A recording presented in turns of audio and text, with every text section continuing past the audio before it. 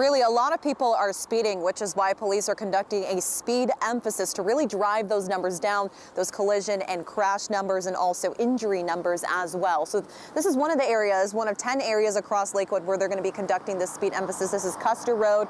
We're on Custer and 75th, but all the way down to 88th is where they're looking on this section of road. And they said that they've looked at different target areas by listening to citizen input and complaints, but also looking at collision data. And they found that speed is the #1 largest contributing factor when it comes to these crashes, and really this emphasis is all about safety.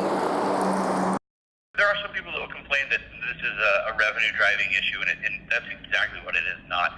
In fact, we get very little of each of those tickets. Most of that money goes to the state. But for us, the #1 issue is safety, and we want to drive down the number of collisions that we're having, and we want to drive down the number of people that are being injured in these collisions. If you are caught speeding, tickets start at $139 and then go up depending on what speed zone you're in and how fast you are going.